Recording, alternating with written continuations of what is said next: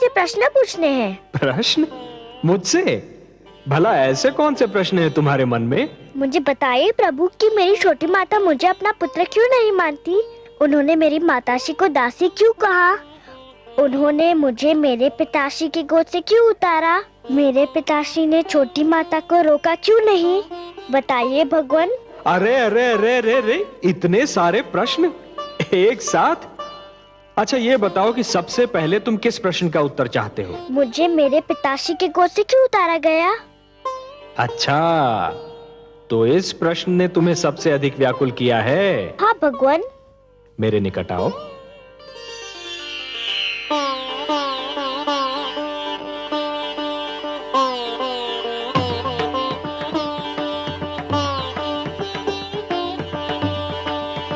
और निकट आओ वत्स। आओ वत्स।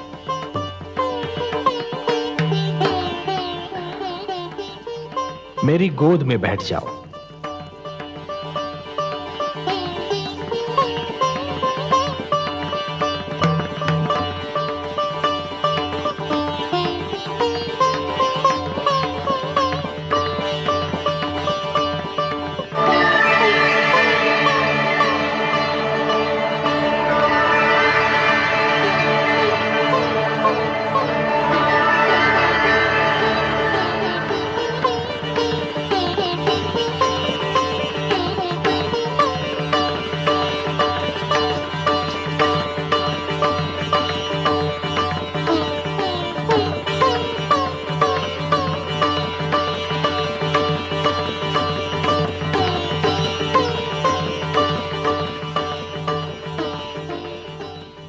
वत्स, अब और प्रश्न पूछने हैं मुझसे? कुछ नहीं पूछना प्रभु, अब कुछ नहीं पूछना। अब तो मुझे हर प्रश्न का उत्तर मिल गया है। मेरे चारों ओर ज्ञान का प्रकाश फैला हुआ है। मैं वहाँ हूँ जहाँ केवल मैं हूँ और आप है। अच्छा वासुदेव। ओम पूर्णमदः पूर्णमिदं पूर्णात् पूर्णमुदच्यते पूर्णस्य पूर्णमादाय पूर्णमेवावशिष्यते। अब न कोई कामना है न कोई इच्छा। आपकी गोद में आकर लगता है इसके सिवा हर वस्तु तुच्छ है। अब मुझे कुछ भी नहीं चाहिए।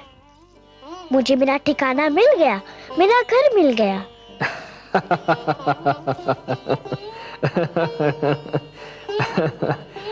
नहीं वत्स, मेरी गोद तुम्हारा ठिकाना नहीं, तुम्हारा घर नहीं। तुम्हारा घर तो वो कर्म भूमि है जिसका नाम है जीवन, संसार। भक्ति से तुमने मेरा मन जीत लिया, अब कर्म के माध्यम से तुम्हें परिवार का मन जीतना है। अपने परिवार की सेवा करके एक पुत्र धर्म को निभाना है। अपनी प्रजा को न्याय पर आधारित शासन देना है तुम्हें, कि फिर किसी बालक को अपने पिता की गोद से उतारा न जाए, मेरी खोज में यूं भटकना न पड़े। वत्स, जब तुम ये समस्त धर्म निभा लोगे ना, तो तुम्हें वो स्थान प्राप्त होगा जो संसार के रहते तुम्हारा नाम जीवित रखेगा।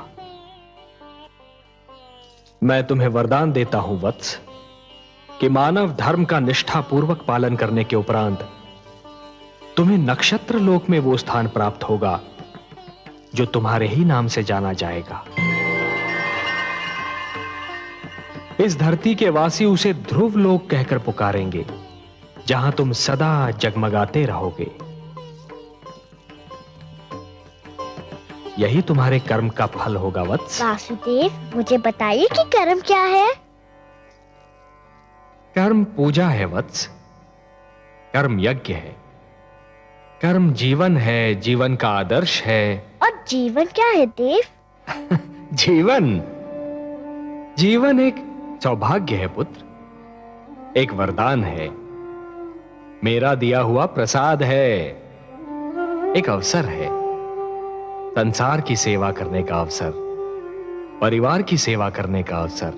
परिवार क्या है प्रभु? मुझे इसका ज्ञान दीजिए।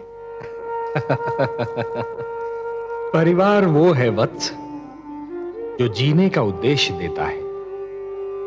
मानव को यह बताता है कि संसार में क्यों जिया जाए, किसके लिए जिया जाए। और संसार क्या है भगवान? संसार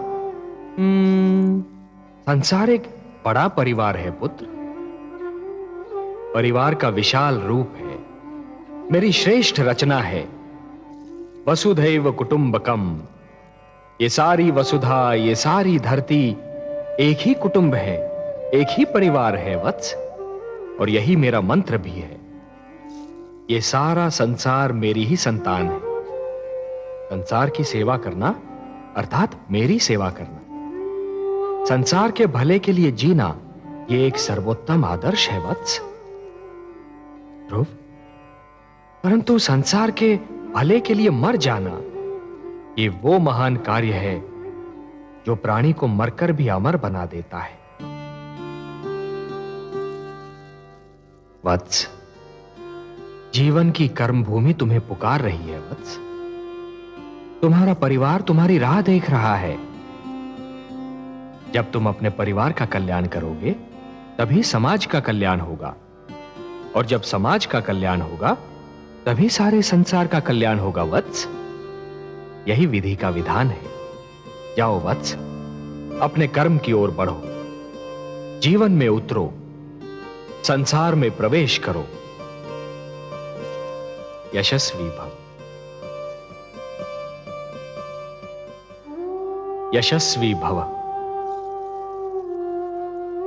प्रणाम वासुदेव, आपने मुझे धर्म, कर्म, जीवन, मृत्यु सबके अर्थ बता दिए। आपको कोटि कोटि प्रणाम। आयुष्मान भव पुत्र, आयुष्मान भव।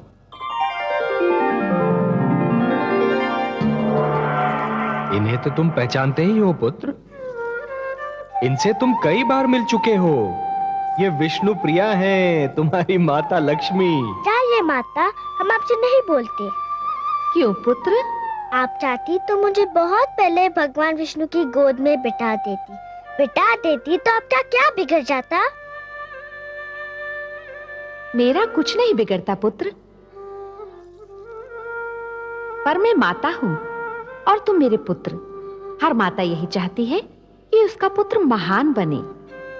यदि मैं तुम्हें भगवान विष्णु की गोद में बिठा देती तो तुम वो ना बन पाते जो आज हो।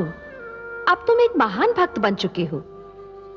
मैं तुम्हारी सहायता करती तो मैं महान कहलाती, तुम्हारी महानता छिपकर रह जाती। मेरे स्वामी का तो यही संकल्प है कि हर मानव का कल्याण हो। मैं भी उन्हीं का संकल्प पूरा कर रही थी। आप महान है माता। मैं समझ गया कि आपने क्या किया और क्यों किया। मैं आपके चरणों में शीश नवाता हूँ। मैं आपका उपकार कभी नहीं भूलूंगा। प्रणाम।